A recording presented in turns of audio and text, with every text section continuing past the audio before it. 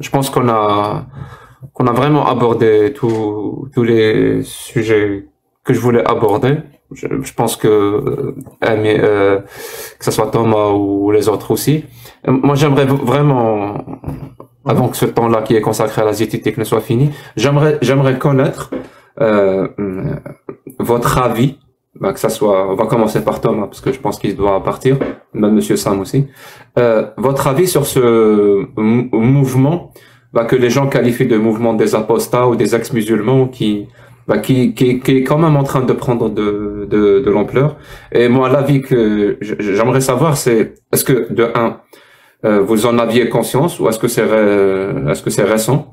De deux, vous trouvez ça comment? Est-ce que vous connaissez? Est-ce que vous connaissez pas? Et trois, est-ce que vous soutenez ou pas? Et quand je dis soutenir, vraiment, c'est dans le sens véritable du mot. Alors, évidemment, c'est nécessaire qu'il y ait des gens qui quittent l'islam. Donc, les apostats existent, ça a toujours existé, c'est pas une surprise. Le fait est que les gens qui critiquent la religion en France, c'est compliqué de critiquer l'islam en tant que tel parce que ça vient d'ailleurs. Donc, c'est une culture un peu différente. Et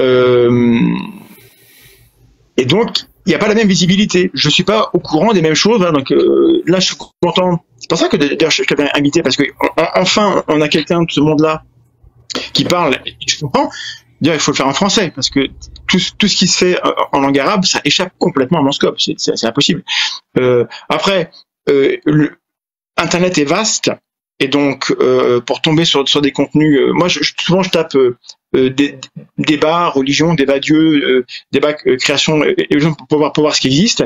Et à part en langue anglaise, je trouve rien.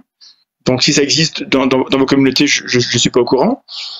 Ce que j'en pense, j'ai pas à dire, je milite, j'ai un bouquin sur Dieu. C'est une question que je traite. Dans le paysage des sceptiques francophones, je suis un des rares qui s'intéresse au débat contre les apologètes pour démontrer que leur argumentaire ne vaut rien. Donc je suis très sensible à la question. Le soutien, il est total. Encore faut-il connaître ce que vous faites, ce qui n'est pas le cas. Je peux pas dire que je connais bien. Je connais bien ton travail un petit peu, mais comme tes lives durent des heures, moi, je regarde des petits morceaux chez Jordanix, merci Jordanix, ou des moments que tu... Non, dis qu'ils durent des heures, mais ils sont intéressants. Il faut rajouter cette phrase. Voilà, c'est toujours intéressant, mais c'est comme tout. Est-ce que je peux investir 5 heures à regarder un live de Jack le Fou une fois, c'est cool. Mais j'ai tellement de trucs à regarder que j'y arrive pas. Donc ça mériterait sans doute que tu passes tu fais un peu, tu postes des extraits où c'est plus parlant. Après moi j'ai fait un live un débat de 2 heures il y a quelque chose, donc c'est pareil, ça prend beaucoup de temps, je me rends compte. Donc je soutiens à fond.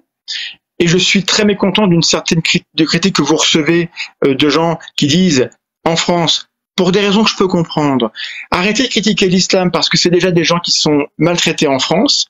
En partie, c'est vrai, parce que l'islam concerne des gens en majorité qui sont issus de l'immigration, qui ne sont pas bien traités en France. Donc, il y a certains qui confondent critiquer l'islam et critiquer la race de ces gens ou leur origine ou leur culture. Et cet amalgame-là, il est total, et donc il faut le séparer. Et je sais que toi, tu es attentif à séparer ça. C'est pour ça que je suis pas gêné de venir ici, parce que tu fais bien cette différence-là. Et je tente de la faire aussi. Mais la critique, elle est valable en partie parce que il y a un risque, je sais que tu le mesures, d'être récupéré par des racistes qui disent regardez, l'islam c'est horrible, un tel le dit. Et dans leur bouche, islam veut dire immigration. Et donc ce risque-là, moi, j'ai pas la culture assez fine de l'islam pour la critiquer bien comme il faut, et donc j'ai besoin que vous le fassiez bien, et moi je partage quand je trouve un truc intéressant, ou je viens vous parler avec vous. Et ça m'intéresserait de refaire un truc avec toi, où on débat avec des musulmans, mais avec toi, parce que tu es plus armé que moi, clairement, pour répondre sur le texte. Mais je te l'ai proposé. Et je veux bien le faire, voilà. Donc ce soutien-là, il est total, mais... Et je ne sais pas comment faire pour essayer de réconcilier des gens qui ne devraient pas être des adversaires. Ça me peine beaucoup, mais il y a peut-être des gens avec qui il faut juste arrêter de parler. C'est justement ce que je conseille à Sam, parce que l'investissement d'énergie, de temps est trop fort ils sont partis trop loin dans la critique et ça ne sert plus à rien. Donc il y en a quelques-uns avec qui moi-même je discute et c'est la même logique que j'applique pour eux et pour les autres. Voilà. Est-ce que j'ai répondu à ta question? Ouais, merci beaucoup d'avoir répondu et d'avoir été honnête. Un petit peu et pour écouter les autres, mais peut-être que je vais vous quitter. Voilà. Par respect, on va écouter la réponse tu vas écouter la réponse de Sam.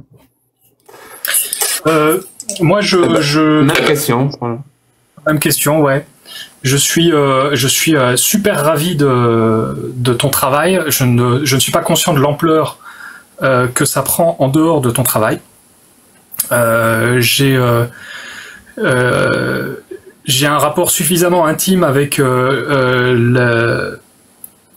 la religion musulmane dans son ensemble que pour savoir que je n'arriverai pas à bien en parler.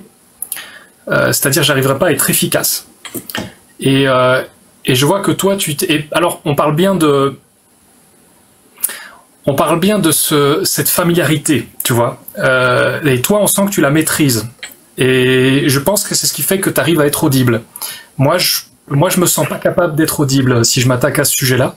Non, mais donc, je parlais vraiment du mouvement des apostats de manière générale, pas vraiment moi spécifiquement. J'ai pas conscience que c'est un mouvement qui est en train de prendre de l'essor là maintenant.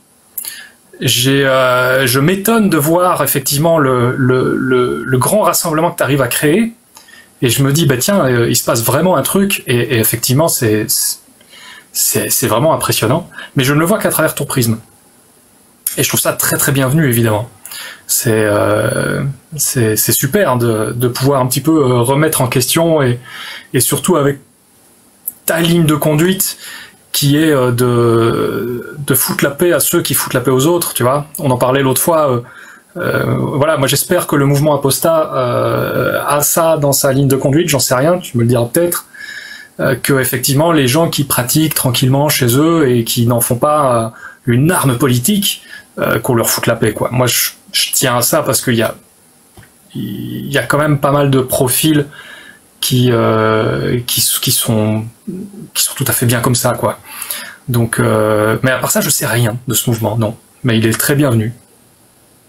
En fait, on ne peut que faire ça, foutre la paix à ceux qui... On ne peut faire que ça, parce que c'est un live, donc c'est les personnes qui choisissent de rentrer dans le live, on ne force personne, et en plus de ça, si la personne demande à monter à parler, on ne peut pas la forcer à demander à parler. Alors, quand tu parles de mouvement Apostat, c'est quoi? Il y a plein d'autres c'est une excellente question. Vraiment, c'est une excellente question. Je pensais que c'était Thomas qui allait me la poser, mais c'est toi, Sam, qui me la pose. En fait, oui, ce mouvement Apostat, en tout cas moi, ce que j'essaye de faire, et je vais tout faire pour que ça soit le cas, j'ai envie que le mot apostat lui-même ne se réfère plus à quelque chose d'ancien, mais quelque chose de nouveau. C'est-à-dire, un apostat, c'est quelqu'un qui a changé de paradigme, c'est tout. Qui était dans un paradigme d'un rapport avec une parole qui représente une autorité, qui lui permettait, cette parole-là, c'est une parole divine, donc à partir d'un livre, qui lui permet de faire la part des choses, le bien, le mal, le comportement et tout. Donc il change de paradigme, et c'est pas lui qui décide, on décide jamais d'ailleurs. C'est parce que, voilà, parfois on a de la chance, et des rencontres, la vie, comment ça se passe. Donc le paradigme change, et donc l'apostat, il commence à décider par lui-même. C'est-à-dire, c'est lui-même, c'est son sens moral qui prend le dessus sur la morale religieuse. Voilà, en gros, c'est ça. C'est ça, un apostat. Et donc le mouvement, c'est un mouvement, justement, vers un changement de paradigme de beaucoup de personnes. Et ce paradigme-là existe, donc de l'autorité religieuse. Je parle de l'islam et je parle de l'islam sunnite, parce que j'aime bien préciser, parce que plus c'est précis, mieux c'est. Mieux on sait de quoi on parle, mieux on pense. Je crois que c'est Étienne Klein qui le disait, mal dire les choses, c'est mal les penser. Donc il faut vraiment bien dire les choses. Faut pas rester flou. Donc ce paradigme-là qui existe, et justement il existe parce que l'ignorance existe de ce que l'islam sunnite dit. Donc nous, comme aime bien dire mon ami Meho, il y a une partie débat, il y a une partie tout ce qu'on veut, mais une partie non négligeable, c'est vraiment de l'éducation islamique, comme on aime à l'appeler chez nous. D'ailleurs, on fait un cours sur ce que c'est l'islam sunnite. Si c'est ça, la parole divine, eh ben on vous l'a dit, parce qu'on vous l'a pas dit. On vous l'a pas dit, surtout pour le public francophone. j'ai lu dans un tweet, apparemment les musulmans français parlent l'arabe dans leur grande majorité. Je vous le dis direct, c'est absolument pas le cas. C'est absolument pas le cas. Je sais pas, le niveau d'amalgame, il arrive jusqu'à ce point, le niveau d'essentialisme en arabe jusqu'à ce point. Je trouve ça bizarre. Mais bon, et on se prétend de gauche ou d'extrême gauche. Non, les musulmans français dans leur grande majorité ne parlent absolument pas arabe. Encore moins l'arabe classique, celui du Coran. C'est parce que les gens pensent que ce qu'on appelle derja, donc le parler dans l'Afrique du Nord, c'est de l'arabe. Ça y ressemble, mais c'est pas de l'arabe. Ça va pas te permettre de comprendre les textes sunnites ou les textes ou les textes coraniques. Je sais pas ce que j'ai répondu à ta question. Alors quoi, il y a vraiment un mouvement là en ce moment? Il y a plein de gens qui se soulèvent ou des rassemblements de créateurs de contenu, quelque chose du genre? C'est peut-être l'occasion de te parler de la marche des apostats qu'on est en train de préparer. C'est une marche pour la liberté de conscience. C'est une marche qui veut dire quitter une religion n'est ni un crime ni une honte en France. Voilà, c'est quelque chose qu'on a envie de faire et j'aimerais bien vous avoir parmi nous, quoi.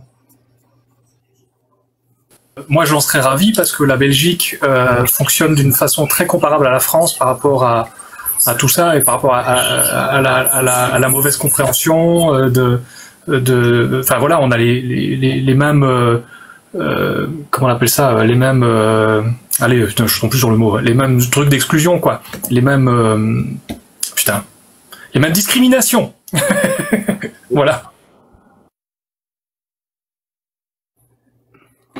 Bah, ça serait vraiment génial de compter sur. Parler, ton micro est coupé. Ah, Mihob, t'es en train de parler? Oui. J'ai bien aimé la question de ça, mais il y a aucun de vous qui l'a répondu.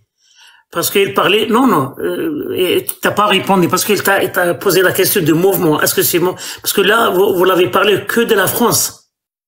Mais là, ce mouvement-là, elle est partout, de l'Arabie Saoudite. Ah, mais ça, c'est la deuxième question. Ben, j'allais répondre. J'allais lui dire vraiment que c'est un mouvement qui a commencé dans le monde dit arabe. J'aime bien dire le monde dit arabe, pas le monde arabe, parce que la plupart des pays, mais il y a un truc aussi, Jack. Ça, moi, je vais dire juste cette phrase, parce que pour un Français ou un Belge, un Norvégien et tout, qu'on est là et on montre notre visage, pour lui, c'est quelque chose qui est simple, c'est normal. Mais ça, c'est pas normal. C'est un truc qui est, je sais pas, c'est presque un miracle. Pour les musulmans. Parce qu'avant, il y a une année, 2 ans, il y avait pas des gens qui montraient leur visage et qui parlaient de la religion, des textes. Alors, cette mouvement-là, elle est partout. Tu peux dire de l'Irak jusqu'au Maroc. Et même, c'est en arabe, en français, en espagnol, en anglais. Vas-y, Jacques, si tu veux l'expliquer. Ouais, c'est ce que j'allais dire. C'est vraiment un mouvement qui est global les gens aiment bien dire de rejet, mais c'est pas vraiment un mouvement de rejet ou contre l'islam ou l'islam sunnite. Non, c'est un mouvement pour quelque chose.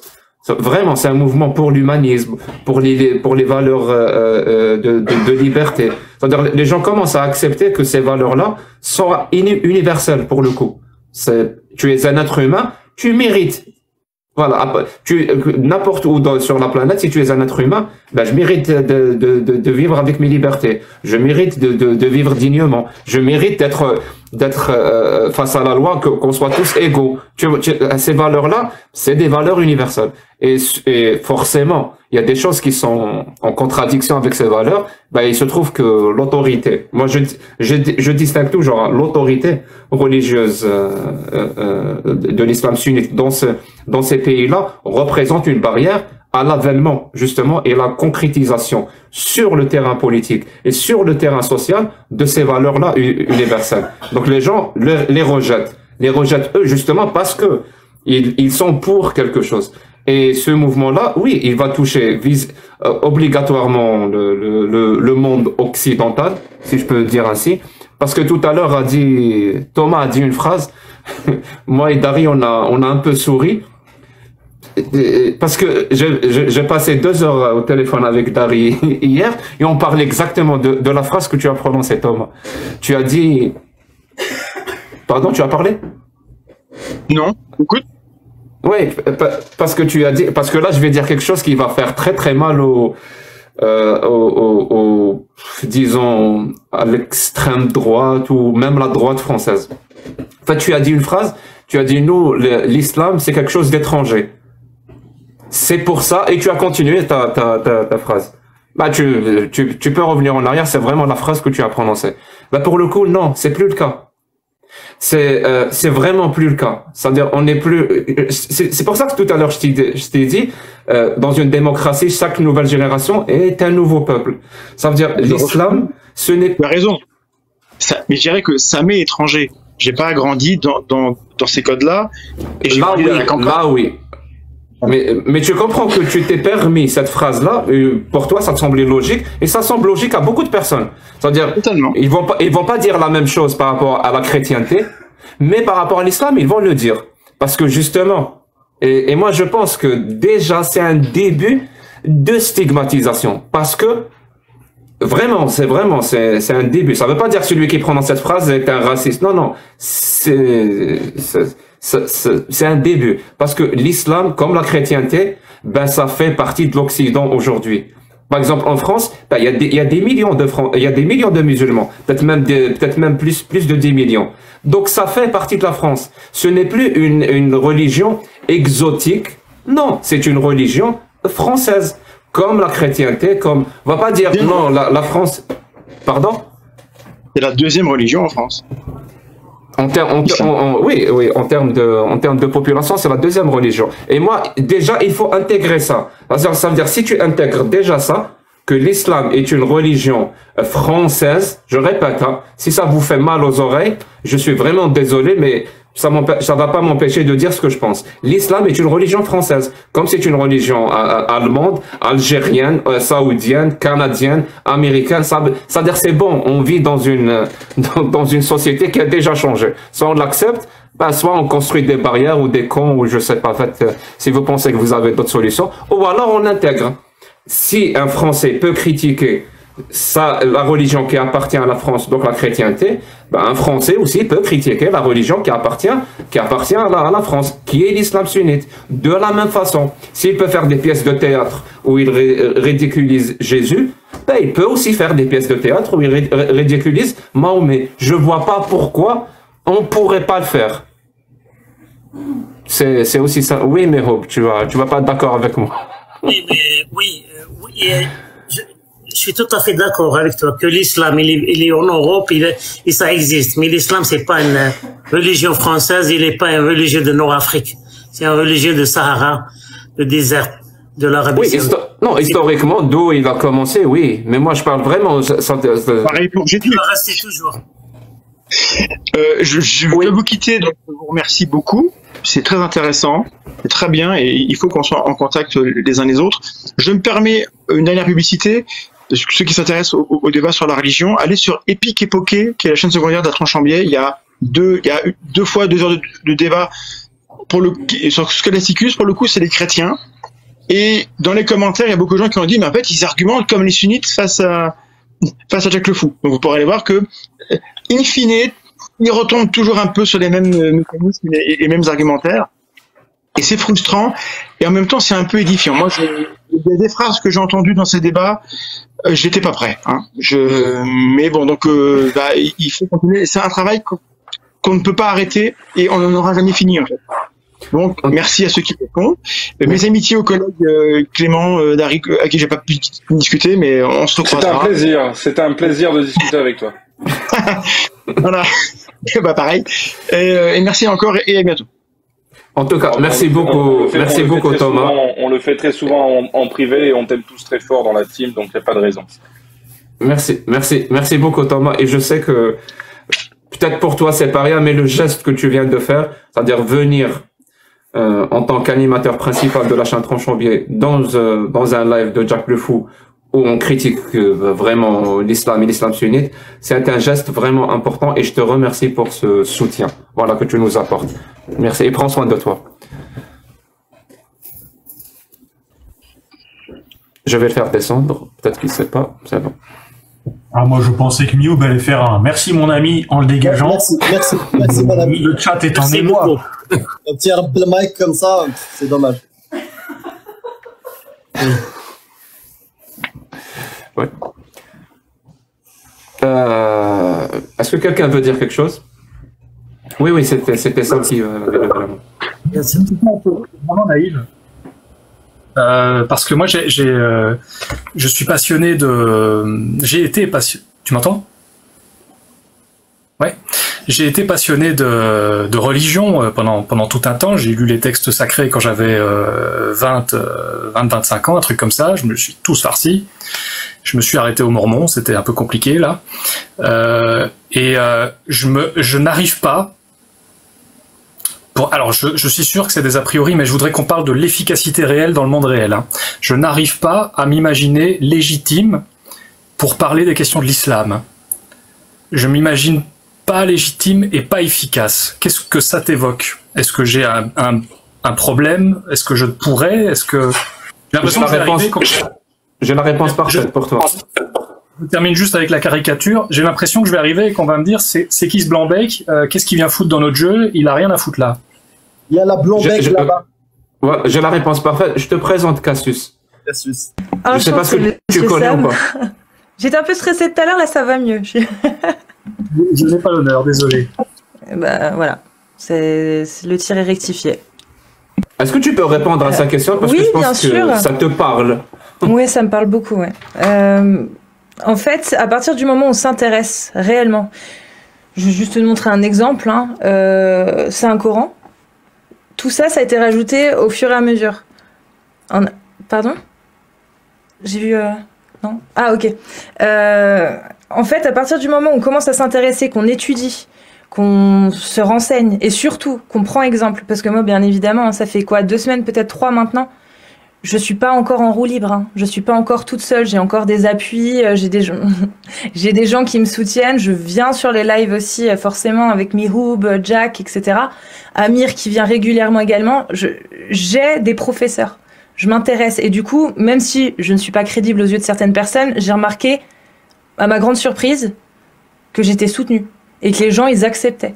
Hormis ceux qui n'acceptent pas la parole de Mihoub et de Jack, eux, ils accepteront pas plus la mienne, ça c'est sûr. Mais non, franchement, je pense qu'il y a aucun risque et aucun souci de ce point de vue-là. Je pense que c'est un a priori et que je devrais donc le dépasser. Oui, totalement, ouais. Je montre que j'ai vraiment potassé mon truc correctement, bah, j'aurai un accueil comparable à partout ailleurs en fait. Exactement. Et surtout, Sam, tu as déjà des outils. Tu as déjà un acquis en termes de méthode. Quelqu'un qui n'a jamais pratiqué l'entretien épistémique ou le débat, oui, il va démarrer de très loin. Mais quelqu'un qui a déjà une rhétorique, Cassius, c'est son cas. C'est quelqu'un qui débattait, qui avait une rhétorique. Elle a rajouté des données, des informations, une connaissance de quelques textes. Elle n'a pas fait 10 ans d'études. Quelques textes qui vont être utiles pour une discussion épistémique. Voilà. Et à partir de ça, ça roule. Parce que il y a plein de points communs avec le christianisme sur la Genèse, oui. Sur la création Adam et Ève. Il y a déjà des acquis que tu as. Il y a juste des éléments supplémentaires sur la méthode sunnite, des choses comme ça, quelques textes et après. Oui, parce que lire le Coran n'est pas du tout suffisant. Ça, je m'en suis vite aperçu. Oh non, c'est un terrier de lapin, comme on dit. Une fois que t'es dedans, il y a plein de choses à exploiter, plein de choses à étudier. Donc, mais à peu près comme toutes les religions, je pense. Est-ce que j'ai le droit de vous dire que je suis à très... j'éprouve énormément de fierté quand on me dit que j'ai été un petit peu la cause de tous ces trucs-là, avec Jack le Fou, là, et tout ça. C'est fou. J'adore ce que je découvre là. Voilà. Je me permets une petite guimauverie. Pleurer, c'est ça? Non, mais c'est vrai, tu sais, voilà. Non, c'est pas Sam qui pleure, Amir. Voilà. Donc, on se retient, on n'a pas envie de faire les groupies ou un truc comme ça. On essaie de garder le contrôle de ce qu'on dit pour discuter. Mais clairement, oui, t'as influencé pas mal de personnes positivement sur leur méthode, sur leur manière d'aborder l'information. Bon. Eh ben la vache, je vais bien dormir du coup. Mais ça me donne vraiment envie de mettre en avant tout ça. Que je je vais déjà inviter le Jack à être vu par mes abonnés. Et puis on va un petit peu discuter de tous ces mouvements dont j'étais absolument pas au courant. Et je trouve ça dingue que j'ai pas vu ça. Je crois que je suis encore criblé d'a priori en fait, et il faut que je travaille là-dessus. Voilà. Et donc le chef est parti et on se... Non, il est là, il est en train d'écouter, il est juste en train de manger un petit peu. Moi j'ai une petite question, mais Amir là il va m'aider peut-être parce que vous parlez là de la, moi je l'appelle la comfort zone là, de sortir de la comfort zone. Est-ce que on est des lâches? Nous, par exemple, nous, on a un cas spécial là. On discute que avec les musulmans sunnites. Bien sûr qu'on maîtrise ça. Ça fait des années qu'on fait ça. Surtout moi et Jack, on a quand même développé méthode. Comment on discute avec une méthode qui est efficace. Mais de sortir et d'aller, par exemple, discuter avec les autres. Il y a beaucoup de gens qui disent qu'on est des lâches et qu'on a peur de sortir de cette confort de zone.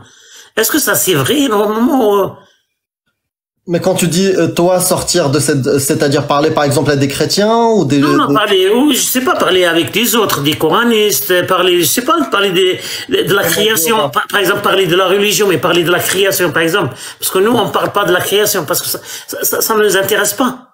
Parce qu'elle a aucun effet pour chez les musulmans sunnites ou dans notre combat là. D'accord. Donc je sais pas, Sam ou Clément ou quelqu'un s'il a envie de... Parce que là on a un exemple. Tu vois, Cassius là, elle est courageuse. Tu vois, elle a sorti peut-être de son confort zone là. Maintenant elle fait des débats et moi ça fait 3 jours que je l'ai vu, faisait un débat, c'était super. J'étais vraiment fier d'elle. Elle a très très bien maîtrisé, mais pourtant elle n'a pas d'expérience de discuter les textes. J'ai des bons professeurs aussi, Sam, je préfère te le dire. Ça a l'air. Moi, je veux juste dire un truc, c'est qu'il n'y a pas d'injonction à sortir de sa zone de confort. On a tous et toutes des capacités qui sont les nôtres. Et c'est bien de connaître ce qu'on est capable de faire avant de se donner des objectifs qui sont trop irréalistes ou peut-être trop tôt dans un parcours, etc. Moi, j'ai commencé en parlant principalement des ovnis et des trucs que je connaissais, tu vois. Et petit à petit, je suis sorti de ma zone de confort, j'ai été vers les sciences plus dures et j'ai vu qu'en fait ça allait. Et tu sais, il faut tâter, c'est comme un lac gelé, hein, on sait pas où c'est solide tout ça. Et donc... mais en même temps, quelqu'un qui reste à sa place, j'ai pas à le critiquer, je pense. C'est vraiment des choix personnels, je trouve. Moi, personnellement, je trouve que c'est des choix personnels. Oui, c'est difficile, c'est pas facile. Peut-être Jack, il est revenu maintenant, il peut expliquer un petit peu parce que Louis, il m'a poussé de sortir de ma comfort zone. Parce que Sam, moi, je parlais pas le français, ça fait 7-8 semaines que j'ai commencé à parler le français, là. Et maintenant, je fais des débats avec, notre sacré professeur Jack Lefaux, là. Moi, je faisais des débats en arabe et en algérien. En fait, l'inverse s'est produit aussi. Quand j'ai commencé, moi, à débattre, il m'a forcé un peu à utiliser l'arabe classique. Et je répète, l'arabe classique. Donc, c'est pas l'arabe qu'on parle, personne ne parle l'arabe classique dans la rue. Je vous le dis, au cas où vous pensez que dans les pays arabes, on parle pas l'arabe classique du tout. Donc, il m'a forcé à parler l'arabe classique. Et maintenant, je le maîtrise.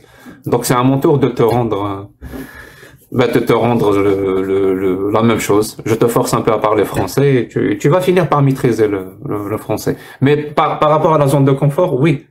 Moi, je suis pas d'accord avec ça. Je pense qu'il faut toujours sortir de ta zone de confort si, bien sûr, il y a toujours un si tu as une volonté d'apprendre quelque chose de nouveau et de maîtriser quelque chose de nouveau. Et moi, les débats sur l'islam, je vous le dis, moi, je suis athée. Vous savez ce que ça veut dire athée? C'est-à-dire ils s'en foutent des religions. Moi, l'islam, je m'en fous. Sérieusement, j'aimerais bien vivre ma vie sans religion. sans avoir à parler de religion, sans avoir à l'évoquer, sans que Allah ou le prophète ait quoi que ce soit à avoir dans ma vie. Moi, c'est ce que je veux. C'est pas, visiblement, c'est pas ce que je fais. Donc j'ai été forcé, quelque part, par mon militantisme politique pour les libertés que j'ai parlé tout à l'heure, donc les libertés individuelles, les libertés collectives, l'égalité, le respect de la dignité humaine, les droits de l'homme, la protection des enfants. Dans mes débats, à mettre ces idées-là en avant, je m'étais rendu compte qu'il y avait quand même une sacrée barrière dans mon pays à moi, l'Algérie, qui empêchait, qui parasitait et qui empêchait carrément l'avènement de ces idées-là sur le plan politique et sur le plan social. C'était l'islam sunnite, qui était réellement utilisé comme un argument d'autorité. C'est-à-dire, si je suis là, je suis en train de défendre l'égalité entre les hommes et les femmes, j'utilise des arguments logiques, des arguments rationnels, les droits de l'homme. Et en face, il suffit juste de dire, ouais, mais Allah et le prophète ont dit que l'homme a autorité sur la femme. Donc, ils font appel à une autorité, comme dans l'argument le sophisme de l'appel à l'autorité, exactement pareil. Ils font appel à une autorité et pour t'empêcher de parler. Et dans un pays où cette religion, donc l'islam sunnite, est réellement une autorité à laquelle tu peux faire appel pour réprimer toute idée progressiste. Parce que moi, je suis profondément de gauche, donc je crois réellement je crois au progrès, je crois au progressisme. Bon, je sais pas comment la gauche est définie en France. Moi, c'est comme ça que je la définis. Je la définis par des valeurs de solidarité, de fraternité, de progressisme, de liberté, de droit. Peut-être qu'en France, parce qu'on a eu ce débat hier avec Clément et Dari, j'ai rien compris. J'ai toujours rien compris ce que c'était que la droite et la gauche en France. Mais bon, passons, c'est pas grave. C'est un débat qui... Non plus, on a toujours pas compris. On comprend pas non plus. Donc personne ne comprend, ok. En tout cas, moi, la gauche à laquelle je m'identifie, voilà, elle est vraiment simple à expliquer. C'est solidarité, fraternité, humanisme, séparation du pouvoir religieux avec le pouvoir du gouvernement. C'est vraiment des marqueurs très clairs pour moi. Donc, parler de ça, j'étais obligé de parler de l'islam parce qu'il est utilisé comme argument. Et si on est dans un débat, on doit contre-argumenter par rapport à l'argument qui est utilisé. Le problème, c'est que dans un pays, si tu contre-argumentes contre la religion, il y a une loi, carrément. Il y a une loi, la 144-2, qui t'empêche de le faire. Tu risques de la prison. Si tu contre-argumentes un argument religieux. Donc, tu imagines ça, à quel point ça empêche l'avènement des valeurs démocratiques. Donc, voilà, donc je me suis dit, à partir de ce moment-là, à chaque fois qu'on va me sortir l'argument religieux, au lieu de me taire, ce que je suis supposé faire, ou alors essayer de rentrer dans un débat religieux, leur expliquer, non, tu sais, Allah, quand il a dit les hommes ont autorité sur les femmes, c'est pas ce qu'il voulait dire, et là je rentre dans un débat religieux à expliquer des textes, mais moi je m'en fous des religions. Donc je me suis dit, je prends le taureau par les cornes. Et toute ma méthodologie, et notre méthodologie avec Miho, elle consiste à ça. Tu as utilisé l'argument Allah a dit. On va voir ce que Allah et le prophète ont dit. Et on va voir si tu assumes toujours cette parole de Allah a dit, le prophète a dit. Et on va le dire, on va le redire, à chaque fois qu'on va nous sortir cet argument religieux, on va dire exactement ce que Allah et le prophète ont dit, ce que le consensus de cette religion disent, et on va voir si tu assumes maintenant cette parole, ou si tu aimerais commencer à la cacher et à la garder quand même dans ton espace privé, et à ne plus vouloir l'imposer dans l'espace public. Et moi, ça s'appelle la laïcité. Et la laïcité, ça vient pas d'en haut, avec une loi qui va s'imposer, et toute la société va l'appliquer. Non, ça vient par la pratique de la société, et c'est ça qui va faire émerger une loi, comme la loi de 1905 en France, qui a émergé de la société parce qu'il y avait un rejet total de cette autorité catholique dans l'espace public ou l'espace politique. Donc il y a une loi qui a concrétisé cet état de fait. Moi, j'aimerais que, voilà, je me suis dit, c'est comme ça qu'on pourrait, arriver en Algérie. Et il se trouve que mon autre discours, à moi et Miho, comme tous les discours, d'où il émane, même, c'est-à-dire un Péruvien qui parle, ou un Brésilien, ou un Japonais qui parle, il aura toujours deux dimensions dans son discours. Alors, c'est pour ça que les livres, il y a des livres qui marchent à l'international, parce que il y a la dimension locale, c'est-à-dire moi quand je parle, c'est un Algérien qui parle, c'est pas une autre nationalité. Donc il y a une dimension locale, peut-être il y aura que les Algériens qui vont comprendre, mais il y aura toujours une dimension universelle que tout le monde peut comprendre. Et moi je pense que c'est cette dimension-là qui a fait en sorte que quand j'ai ouvert par exemple ma chaîne YouTube en français, ben ça a pris parce que mon discours, il est universel. Il a une dimension universelle et les gens comprennent. Et ils comprennent exactement ce que je dis, comprennent ce que je fais, comprennent ma méthodologie. Et cette dimension universelle, bah, elle plaît. Et c'est vrai je l'ai saupoudré un petit peu de scepticisme, de philosophie, de rationalité, de logique. Toujours des valeurs, pour moi, universelles. Bon, vous appelez ça, vous, la zététique, mais moi, j'appelle ça comme je veux. Voilà. J'appelle ça la rationalité, la logique, la philosophie, le scepticisme méthodologique, l'empirisme. Et pour moi, je pense que c'est ça qui fait que ça touche quand même un petit peu à l'international. Parce que quand je vois les personnes qui écoutent ma chaîne en français, ben, il n'y a pas que la France. Avant, il y a 2 mois de cela, on m'a demandé, j'ai donné le chiffre 71% de public en France. C'est plus le cas. Maintenant, c'est 59% de public en France. Donc le public français a augmenté, mais les autres publics ont augmenté beaucoup plus. C'est-à-dire, il y a vraiment des 5 continents. Vraiment, des 5 continents. D'ailleurs, le live qu'on a ouvert avec Miro, c'était un live test. Vraiment, c'était juste un live test. Pour tester, régler avec Amir et tout ça, comment ça marche les lives YouTube, ben, il y avait 4400 personnes sur le live. Je sais pas ce que vous arrivez à imaginer. Pour une chaîne de 50 000 abonnés, faut ouvrir son premier live à 4400 personnes sur le live sur YouTube, ben, c'est énorme. Et les chiffres, c'était pareil. 50% en France, 50% complètement en dehors de la France. Il y avait de l'Afrique, Afrique du Nord, Afrique subsaharienne, il y avait de l'Asie, il y avait de l'Australie. J'ai montré à Miro quelques pays. Je pensais même pas que j'étais écouté là-bas. Eh ben si. Et je pense que c'est vraiment la dimension ou la touche algérienne amalgamée, si je peux utiliser ce mot sans connotation péjorative, amalgamée à la dimension universelle. Est-ce que ça répond à ta question ou? Très bien. Merci. Bon, est-ce que tu veux dire quelque chose, M. Sam, avant d'aller à Tina? Peut-être elle a une question. Je vais devoir pas traîner. Moi, je vais rester encore 10 minutes et puis je vais aller rejoindre ma famille. Mais je n'ai rien à dire. Je suis bourbé en fait. Je me rends compte que je savais qu'on passait à côté nous d'un énorme truc. Et j'espère que j'aurai le temps de revenir te voir régulièrement et peut-être mieux comprendre tout ce qui se passe parce que ça m'a l'air d'être un énorme machin que je vois pas et j'aime pas ça. Voilà, donc c'est super. Tu parles de moi comme ça, mais bon. Merci. Tina, bonsoir. Bonsoir. Alors, bon, Sam est là. Parce qu'en fait, ma question était pour Thomas. Mais bon, je vais reformuler ma question en avis et vous allez me contredire ou me répondre. Je vais rebondir sur ce que Thomas avait dit. Il avait dit, ou il avait reproché en quelque sorte, de ne pas aller chez certaines personnes, parce qu'elles parlent de certains sujets, tels que par exemple les néo-moustachus, etc., etc. Parce que si on n'est pas expert dans la matière.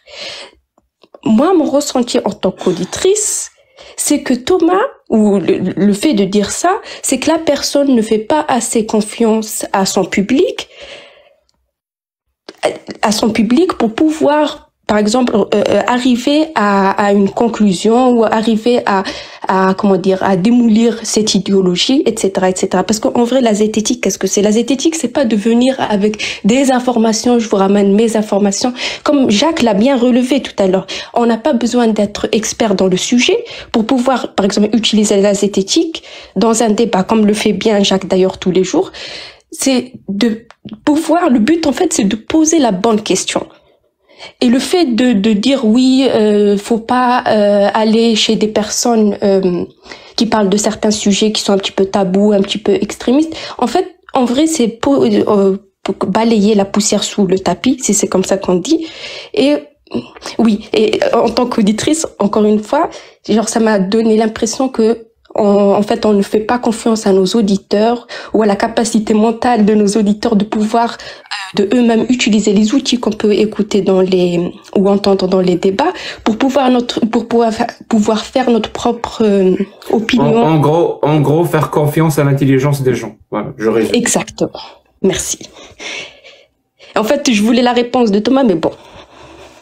Bah, Thomas n'est pas là, mais bon, je pourrais pas répondre à sa place, mais j'aimerais juste dire une phrase et je donne la parole à Sam parce que je sens, moi, je ne sais pas expliquer ce que c'est que la zététique. Je vous assure, hein, mais je sais la pratiquer. C'est bizarre de dire ça, mais je vous assure que c'est le sentiment que moi j'ai. Je ne sais pas l'expliquer.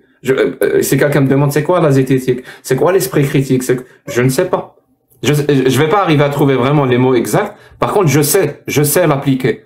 Quand quelqu'un va me dire, mais c'est quoi, explique-moi comment on peut être bienveillant et respectueux dans un débat. Je ne vais pas pouvoir te l'expliquer, mais je sais comment le faire dans un débat. Être bienveillant et être respectueux. Et le respect pour moi, c'est de dire à la personne d'en face exactement ce que tu penses. C'est aussi simple ça, et c'est aussi simple que ça le respect. C'est-à-dire, encore une fois, je reviens à ton mot, ou l'idée que tu voulais émettre, donc respecter l'intelligence des gens. Si je ne leur dis pas exactement ce que je pense, comme je le pense, ça veut dire que j'ai pas confiance en leur intelligence. Et ça, c'est le côté malsain de la bienveillance. Si tu veux... Oui, c'est ça. Et je vais vous laisser. Et bon, les gens qui c'est oui, je suis stressée. En plus, je suis gênée parce que je fais tâche là sans ma caméra. C'était ça ce que je voulais dire. Merci beaucoup, Jacques. Je vais descendre. Sam, il va te répondre. Ah, d'accord, ok. Alors, j'attends. Monsieur Sam, vas-y, monsieur.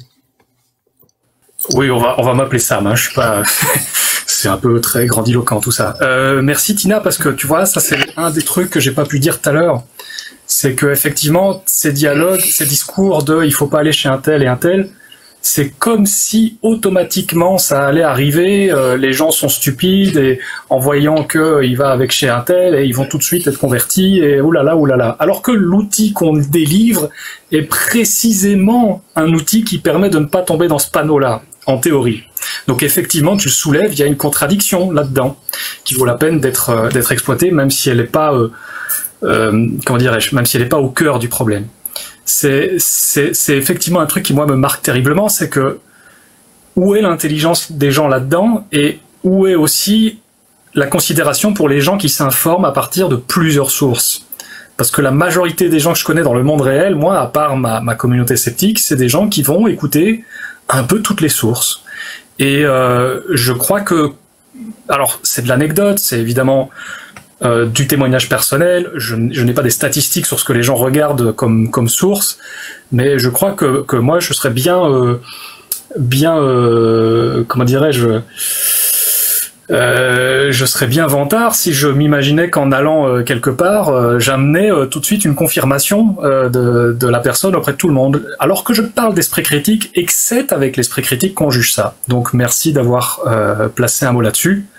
Et pour rebondir sur ce que Jack disait ensuite, j'aime bien dire que la zététique, c'est juste être un geek des questions relatives à l'esprit critique. C'est-à-dire, c'est juste avoir pris conscience que quelque chose qui s'appelle l'esprit critique existe, que c'est important de se renseigner sur ce que c'est, que personne ne sait le définir avec précision, même les experts, et que c'est passionnant. Voilà, c'est tout ce que j'avais à dire. Merci beaucoup. Je peux ajouter un petit point ? Ah, pardon. Justement, oui, en réponse à ça, par rapport au fait que Thomas disait qu'il se sentait pas, par exemple, d'aller débattre avec des petits moustachus. Quand on pratique le debunk, Thomas l'a fait sur des sujets, je connais un peu le domaine aussi, le fait est super important. Et je pense qu'il y a une peur de se faire piéger en y allant, en maîtrisant mal un point du sujet ou autre, et c'est difficile sur des sujets assez graves, comme on peut en trouver chez les négationnistes, tu vois, ça peut arriver. de se retrouver face à un mur en mode il nous balance une information et on s'y était pas préparé, et de dire bah je sais pas, peut-être face à quelqu'un qui a un discours qui est vraiment grave, ça peut rebuter et on peut refuser d'y aller pour ce genre de raisons, tu vois. Je pense que quand tu parlais de peur tout à l'heure, Jack, il y a un peu cette peur de légitimer quelqu'un parce qu'on n'arrive pas à contrer un fait, parce qu'on connaît pas tous les sujets avant d'y aller, quoi. Mais est-ce que tu as réellement besoin de connaître tous les sujets pour... Ça sert justement à ça, une méthodologie, comme dit Sam dans ses vidéos, une méthode avec laquelle tu fais rentrer des choses dans ta tête. Bah, ça sert à ça aussi.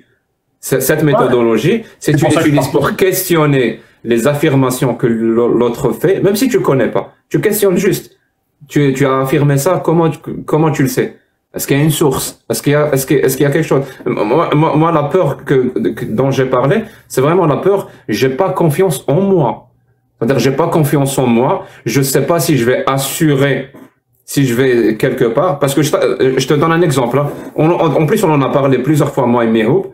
Moi, le petit moustachu, s'il passe par là sur le live, j'adorerais l'invité qui vient de me parler. Tu vois le truc? Même le petit moustachu lui-même. Parce que je pense qu'il y a toujours matière. Il y en a qui ont essayé ça, il y a pas longtemps. Il y en a qui ont essayé, ils ont eu des problèmes, hein, très récemment. Donc, je t'assure, même le petit moustachu, j'aimerais lui parler pour comprendre justement comment il est arrivé à ses conclusions, comment ça se fait. Est-ce qu'il peut les maintenir? Est-ce qu'il a des sources de ce qu'il affirme? Est-ce que j'ai pas besoin de connaître tous les sujets par cœur. Il suffit juste de poser les bonnes questions et laisser et faire confiance à l'intelligence des gens, encore une fois. Parce que les gens ne sont pas bêtes. Parce que si tu penses que les gens sont bêtes, c'est parce que peut-être que toi, tu te sens bête. Voilà, je vois ce que tu veux dire. Mais il y a certains sujets pro petit moustachu qui sont assez permanence sur des questions de dilatation de gaz ou des choses du genre, tu vois. Non, mais ça dépend. Est-ce que tu fais un débat pour aller affirmer des choses? Là, oui, tu as besoin d'avoir toi-même des connaissances, et d'avoir ces connaissances-là, tu peux même les étayer. C'est-à-dire, si on te pose comment tu as su, bah voilà la source. Là, tu fais des affirmations dans un domaine. Mais si tu fais des affirmations dans un domaine que tu ne maîtrises pas, ce qui s'appelle l'ultra-crépédérianisme, mais t'es pas obligé de le faire dans un débat. Même sur un sujet que tu connais pas, t'es pas obligé de faire des affirmations. Tu ne connais pas, tu dis je ne connais pas, mais toi apparemment tu connais. Comment tu connais? Comment ça se fait? Mais là je suis d'accord avec toi. Je réagis puis après je te laisse la parole. Mais je suis d'accord avec toi parce que c'est ce que je fais quand je monte en live avec vous.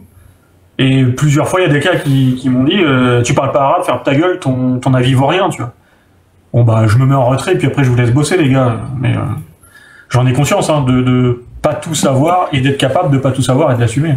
Mais tu prends trop à cœur excuse-moi, tu prends trop à cœur les commentaires de 2 personnes. 3, allez. Sur des lives où il y a 800, 1000, là 2800 personnes, tu vois.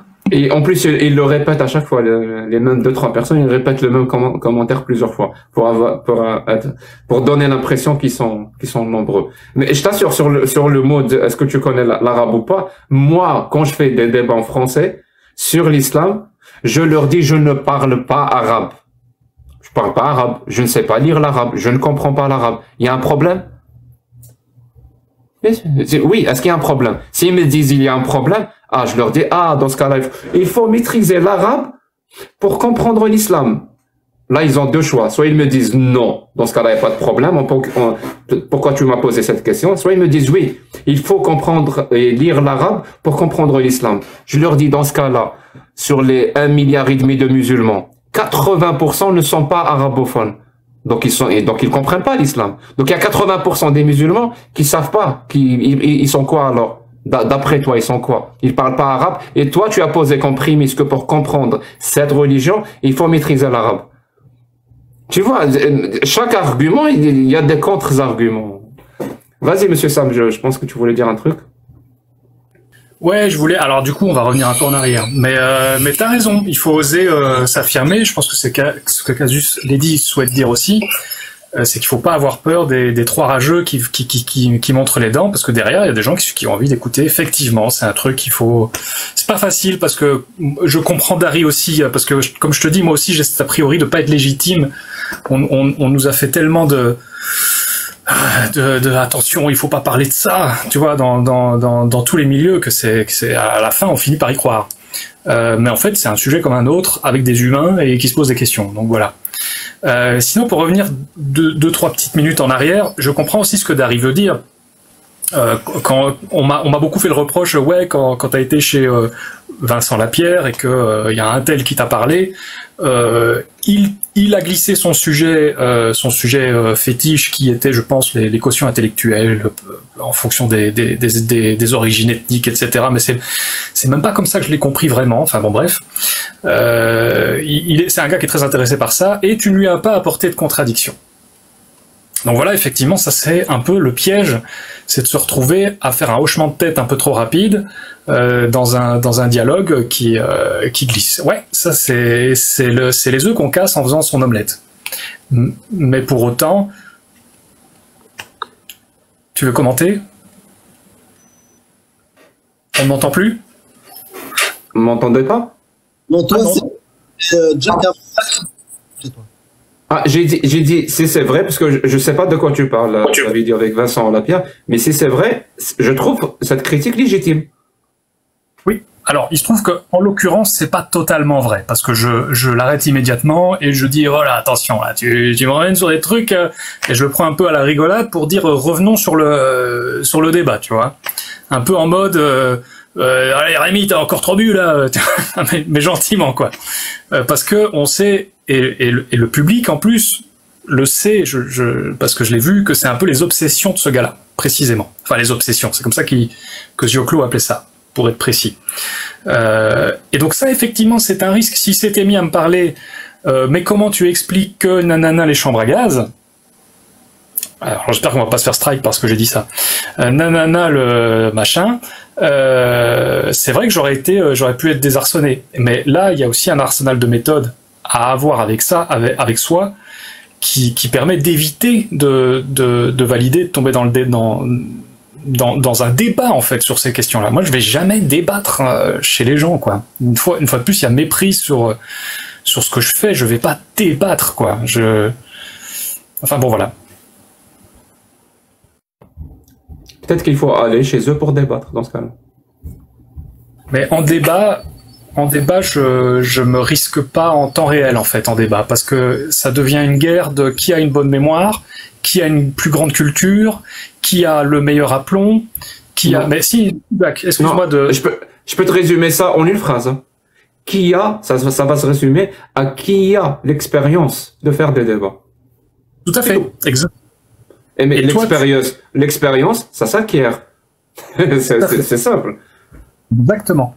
Et moi, je peux pas me prémunir de toutes les expériences possibles et imaginables pour faire ce que je veux faire, donc par défaut, j'évite le débat. Tu vois. Il faut bien commencer. Enfin, sauf si ça t'intéresse pas, ça c'est autre chose. C'est pas ça, c'est juste que imagine la situation en cas concret. Je vais chez Vincent Lapierre, des gens d'ultra-gauche me disent que c'est un néo-nazi. Selon cette logique-là, je devrais donc me renseigner. Il faut que j'utilise les bons mots. Selon cette logique-là, je devrais donc me renseigner sur tous les trucs Enfin, je devrais être capable de débattre avec eux de ça, alors que moi, je vais pour parler d'esprit critique. Et en fait, je peux pas rentrer dans ce jeu-là, tu vois. Heureusement, ça s'est pas passé. Ce n'était pas ce que les gens d'ultra-gauche décrivaient. C'était un peu ce qu'ils décrivaient, mais c'était pas ce qu'ils décrivaient. Sinon, est-ce que de manière générale, c'est intéressant ce qu'il dit, ce Vincent Lapierre, ou pas? Parce que je connais pas. Pour ce que j'en ai survolé, oui. C'est pas j'ai pas vu assez pour cautionner ce qu'il dit. Après, le parcours du gars me paraît intéressant parce qu'il remet en question. Il était avant, si j'ai bien suivi tout, chez Égalité Réconciliation, il en est sorti. Et il est très intéressé par une espèce de journalisme de terrain, tu sais, très politique et très français. Après, je n'en sais pas plus. Mais c'est pas mon devoir une fois de plus, de cautionner dans ma démarche. Et en plus, je dis en intro de ces interviews-là, je dis en intro, je suis pas là pour cautionner, je suis pas là pour valider la personne, ce que vous avez fait, ce que vous ferez, c'est pas du tout ça que je viens faire, etc. Et c'est difficile d'introduire cette démarche-là dans l'espace public, enfin voilà, le petit espace public de YouTube en tout cas, mais je suis obligé de le faire comme ça. S'il s'agit de faire des débats, alors soit je maîtrise mon sujet, par exemple tu veux faire des débats sur l'ufologie, je vais y aller en direct, il n'y a pas de problème. Si je dois faire un débat comme par exemple Reopen 9/11 et tout ça, eh bien je fais des formats différés, où j'ai le temps de structurer mon information, de comprendre d'où vient l'argument de l'autre. Est-ce que c'est vraiment le cas, Sam? Est-ce que je te pose la question, mais vraiment sans brut de décoffrage. Est-ce que tu te sens réellement capable de faire un débat en direct sur l'ufologie?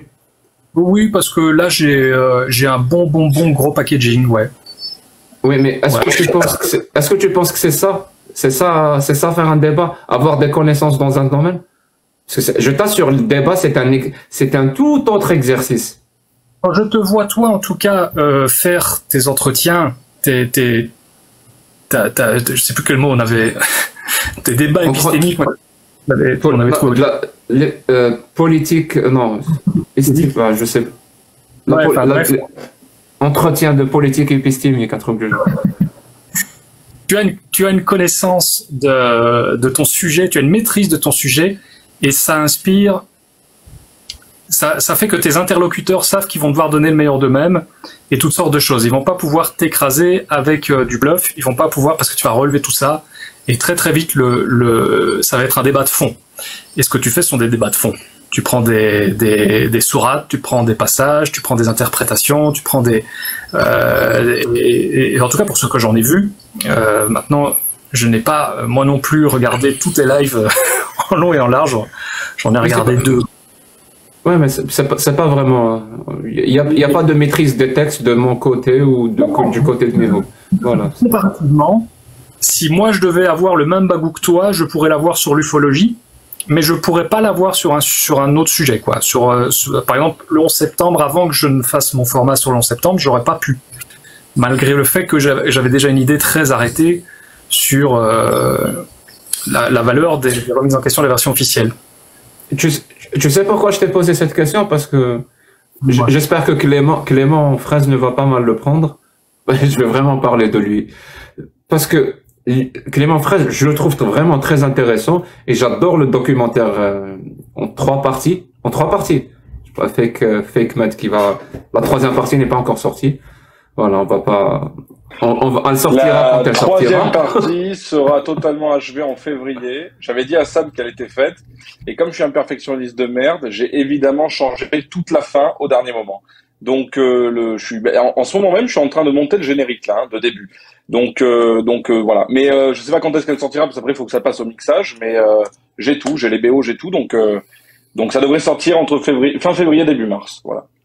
Ouais, ne prends pas mal ce que je vais te dire là, mais je vais te dire exactement ce que je pense. Et c'est par respect que je le fais, Clément. Il vient de faire un documentaire sur peut-être 2 ans, peut-être même plus, sur justement pour remettre en cause toutes ces théories complotistes par rapport à la Covid, et le Dr Raoult, enfin tout. Donc il a des connaissances. Et je l'ai vu en débat sur ces questions-là chez Cassius, et je t'ai pas trouvé bon que Clément. Je sais pas ce que tu comprends ce que je veux dire ou pas. Mais je suis pas du tout le meilleur débatteur là-dessus parce que Mais les connaissances, tu les avais. Non, je pense qu'il y a un syndrome post-traumatique. Je sais pas si tu m'as vu en débat avec le médium Philippe Roche. Non, Philippe Roche, c'est un imitateur. Bon, voilà, ok. Philippe Roche, c'est un imitateur que j'embrasse. Non, mais là, je suis beaucoup plus pas dans une zone de confort, mais c'est un sujet que je n'ai pas abordé avec des médiums depuis très longtemps, donc tout va bien. Là, il s'avère que les conneries anti-vax, je les entends, je sais pas, 10 heures par semaine depuis 3 ans. Sachant qu'entre-temps, le documentaire a mis énormément de temps à sortir à cause de problématiques très personnelles, et notamment TDAH et compagnie, qui m'ont poussé à procrastiner contre ma volonté, mais parce que ce film était sortable en 1 an en réalité. Hein.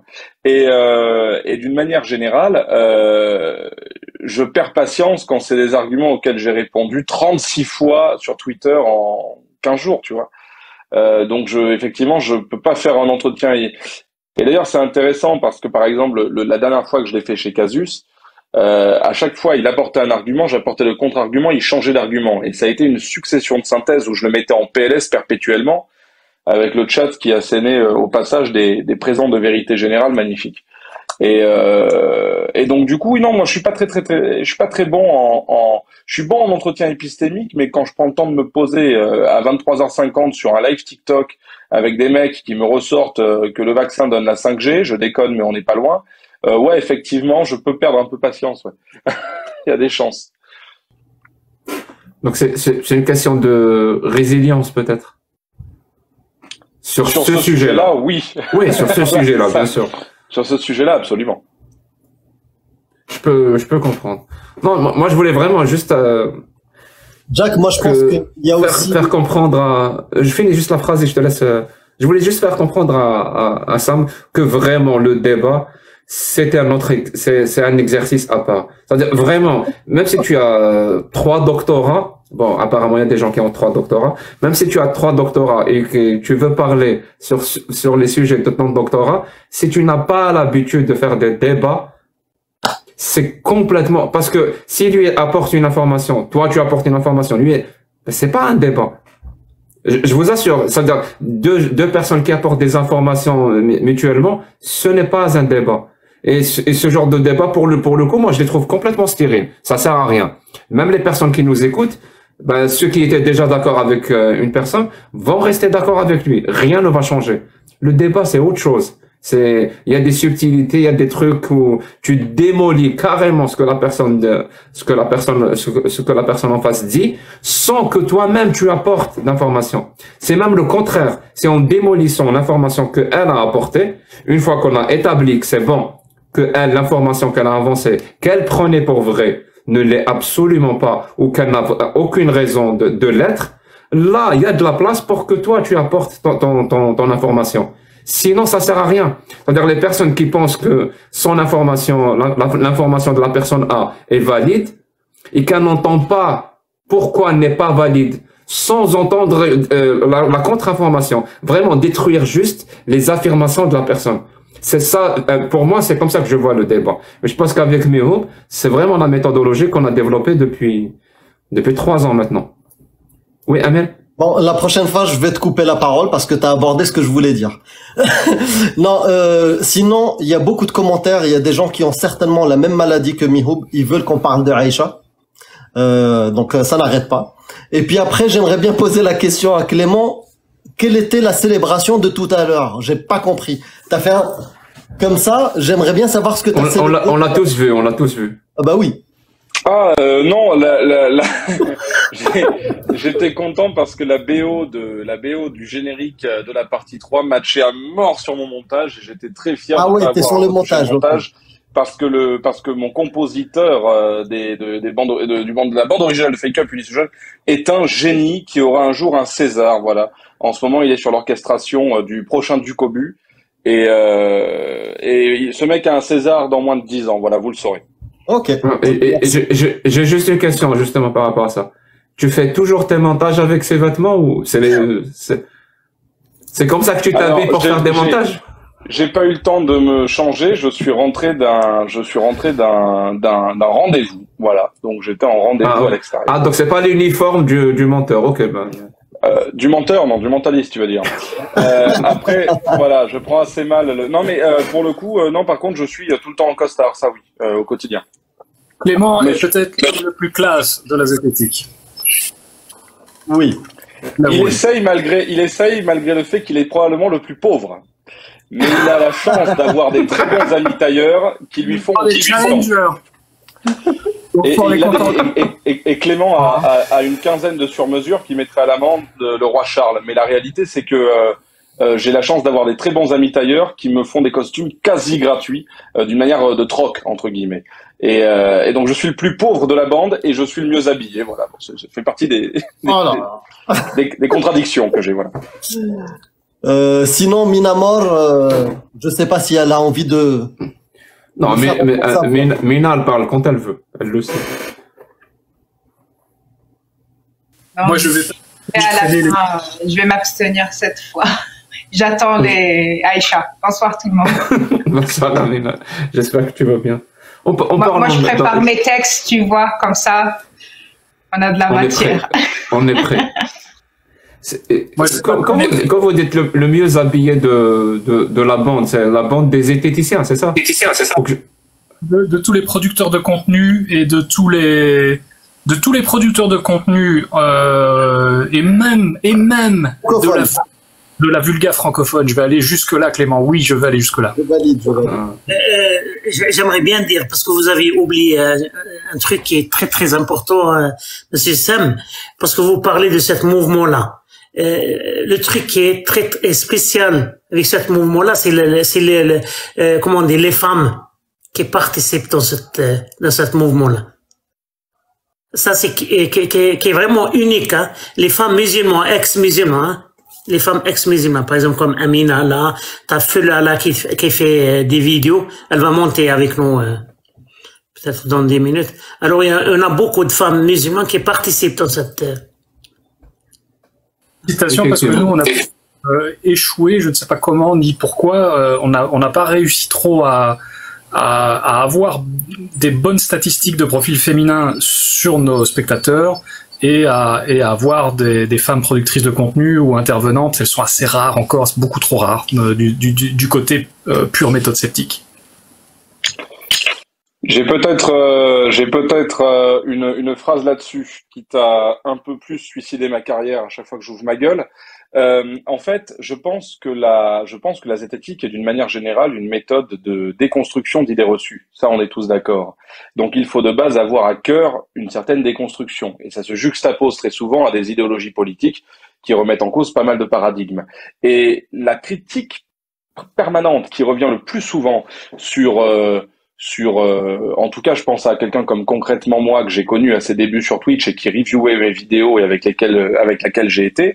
Très vite, la politique purement idéologique a pris le dessus et la critique principale était oui, mais du coup, j'avais des mâles blancs hétéros qui m'apprenaient la vie. Du mansplaining et toutes ces conneries. La réalité, c'est que moi, je suis un jeune de 26 ans. Quand je suis arrivé en zététique, ce sont des mâles blancs hétéros qui m'ont aussi appris la vie. Et certains étaient belges et roux. Donc ça c'est encore, mais bon, ça c'est vraiment encore pire. C'est vraiment et c'est assez dégueulasse d'une certaine manière. Boire ou conduire, il faut choisir. Ça, mais pour le cumul des mandats. Mais voilà, tout ça pour dire que c'est le lot commun de tout le monde, si tu veux. Tu arrives en zététique. Tu vas digérer, et dans n'importe quel domaine, tu vas digérer une somme de concepts qu'il faut assimiler, qu'il faut prendre à cœur. Parfois même, on te dit, t'as vu, tu as assimilé ce concept, ben on t'a baisé la gueule, mais c'est pour que tu comprennes. Un exemple tout bête, moi, très rapidement, j'ai mis à contre-pied les connaissances et les croyances. Donc, on m'a dit, Clément, tu vas voir, la zététique, c'est très simple. Tu as les connaissances, c'est tout ce qui est validé par la science, et tu as les croyances, c'est tout ce qui n'est pas validé par la science. Et puis, lorsque tu as bien assimilé ça, on te dit, non, en fait, je t'explique, la science, c'est une croyance, parce que tout est croyance. Et là, tu prends un coup dans la gueule. Mais on te dit, Clément, si jamais depuis le début on t'avait dit la science c'est une croyance, tu serais tombé dans le relativisme postmoderne. Et les mecs ont raison. Et donc il y a tout un pan de trucs à construire, à déconstruire, à retricoter, à redétricoter. Et à chaque fois que j'écoute une conférence de Sam, et même récemment en lisant son livre, Arrêtez de croire n'importe quoi, que vous pouvez acheter bien sûr aux éditions. Eh bien, ce livre m'a, alors que j'ai derrière moi peut-être bientôt 10 ans de scepticisme, j'ai découvert Sam vers mes 17 ans, je puis vous assurer que encore aujourd'hui, je me suis, grâce à ce bouquin-là, pris 2-3 claques dans la tronche. Alors que j'ai fait des vidéos sur le sujet et compagnie. Donc, je pense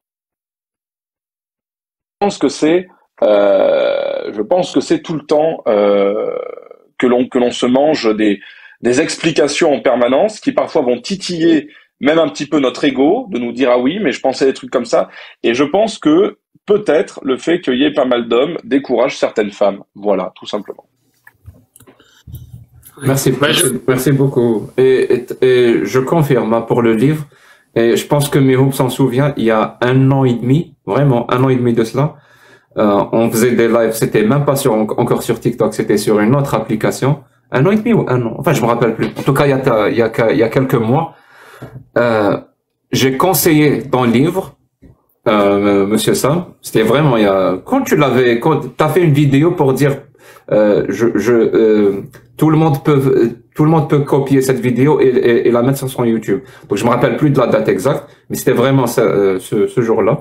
J'ai conseillé ce livre-là parce que je fais confiance à ton travail sans avoir lu le livre. Et j'ai dit ce jour-là à Mihoub, je vais essayer, je sais pas si ça va être possible, je suis personne, il me connaît même pas, mais je vais tout faire pour que Monsieur Sam vienne sur notre live et qu'on discute et qu'on discute d'esprit critique. Je te rappelle, Mihoub. Donc je suis très content que ça c'est.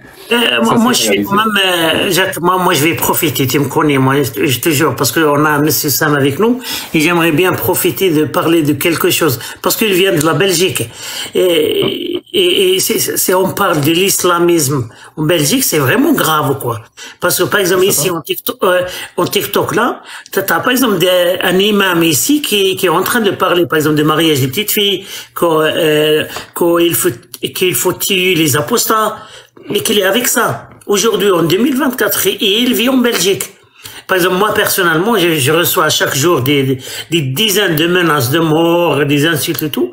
Et il y a plein de ces menaces-là qui viennent de la Belgique, hein. Et même des gens qui montrent leur visage. Est-ce que vous êtes au courant de cette mouvement, c'est islam en Belgique, quoi? Ben moi, comme je te dis, j'ai vécu peut-être mes 10 premières années parce que j'étais très pauvre et donc forcément je me retrouvais dans des quartiers à forte mixité. À Bruxelles, c'est pas des banlieues, c'est des quartiers plic-ploc par-ci par-là et ça bouge beaucoup. Parfois c'est telle ville, telle commune, puis ça devient telle commune qui est plus l'endroit où toute l'immigration se fait et où la mixité ne se fait pas. Et oui, j'ai vu la même chose que j'ai ressenti en France et à Paris et tout ça, et ça m'étonne pas du tout. J'ai vu à la fois, bien sûr, un côté super humain, super accueillant, c'était la fête quand c'était Ramadan, on allait manger, etc., avec tout le monde, c'était cool. Et puis à la fois, oui, il y avait des gars assez vénères sur la religion et sur le truc. Il y avait des bruits même qui circulaient sur l'imam de tel quartier qui était un peu ci, un peu ça. Et puis après, on a eu des foyers terroristes même, des gens qui allaient en Syrie. Alors je sais pas si c'est exactement les mêmes courants et tout ça. Hein. Je voudrais pas faire de bêtises en parlant mal. Mais ouais, c'est bien radical. Il y a beaucoup de radicalisme à Bruxelles principalement. Il y en a beaucoup. Et c'est triste parce que c'est comme partout, ça représente pas du tout les musulmans, tu vois. Mais comment ça se fait qu'ils soient dans l'impunité totale? C'est-à-dire, ils se montrent à visage découvert, ils lancent des menaces. Écoute, j'ai un début de réponse. C'est le malaise que moi-même je ressens. J'ose pas. J'ai l'impression de pas être légitime pour me prononcer et j'ai l'impression que soit on est trop prudent comme moi, soit on est trop incisif et extrémiste dans l'autre sens. J'ai malheureusement des amis qui ont alors j'en ai pas beaucoup, mais il y en a un ou deux à qui je pense qui sont très vociférants à l'égard de tous les musulmans et ça me rend triste et c'est soit, en tout cas pour mon observation, hein, ça reste mon observation, soit des gens qui se taisent et qui sont prudents et à qui on a appris les valeurs de tolérance et tout, donc qui veulent pas dire de conneries, soit des gens qui sont très agressifs et racistes et ouvertement anti-musulmans en plus d'être anti-islam. Et c'est dommage, c'est vraiment dommage. Il y a pas beaucoup de dialogue, je trouve, en tout cas pour mon expérience de Bruxelles. Il y avait pas, c'était pas terrible, quoi. Et je le regrette parce que je me sens un peu coupable, du coup. Je me dis, c'est moi qui me suis interdit d'en reparler comme de n'importe quel sujet. Je suis un peu con, en fait, de ça. Enfin, voilà. J'ai une question. Est-ce que c'est toi qui t'es interdit de parler de ça, ou est-ce que tu t'es retrouvé, comme beaucoup de personnes, j'ai l'impression, en Europe, tu t'es retrouvé dans un environnement qui te force à t'interdire de parler de ça? Je sais pas ce que tu vois, la subtilité. Je vois ce que tu veux dire. C'est-à-dire l'environnement a des moyens coercitifs qui te poussent à toi-même t'interdire. Ah ben l'environnement, il était pas joli, hein. J'ai vécu dans des coupes-gorges, comme on appelle ça. J'ai eu un début de vie assez difficile où j'ai vécu pendant plusieurs années dans une usine désaffectée, etc. Donc j'ai pas eu affaire aux gens les plus heureux et les quartiers. Quand on n'a pas d'argent, les quartiers sont principalement musulmans à Bruxelles. Maintenant, ça commençait à être un peu les gens de l'Est, principalement la Pologne, etc. J'ai vu une commune moi je suis parti de Bruxelles parce que ça commençait vraiment à être, c'est trop mal géré, quoi. Il y a juste pas de gestion, c'est n'importe quoi.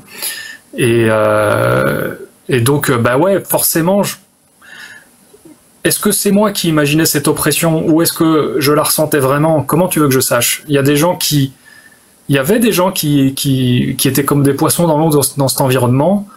Moi pas. Moi je devais aller quand un copain ou quand une fille me rendait visite, je devais aller le chercher à l'arrêt de bus et l'accompagner jusque devant ma porte. Sinon il y avait un risque de problème.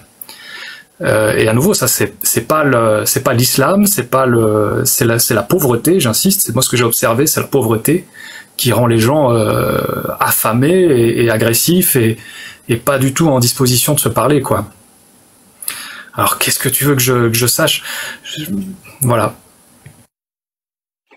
Il y a quelque chose que j'aimerais rajouter qui est intéressant et qui est important à ce niveau. Est-ce qu'on m'entend bien? D'accord. Parce que j'ai les écouteurs, je sais pas. Alors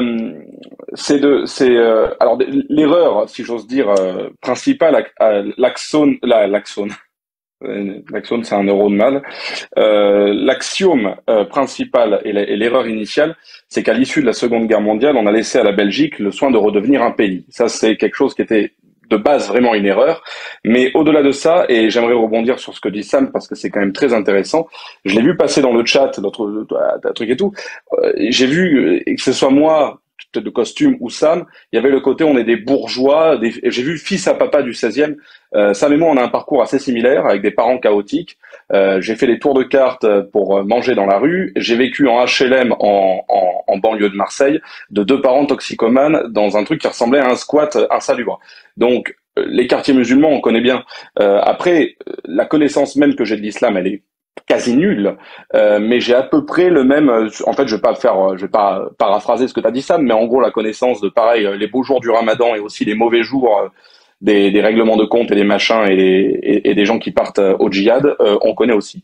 Voilà, c'est juste ça je voulais le dire que c'était vraiment un facteur qui était à prendre en compte dans notre connaissance même très parcellaire du sujet, contrairement à l'idée reçue que la pensée zététicienne peut refléter comme si la zététique était des problèmes de riches. Il n'en est rien. Voilà.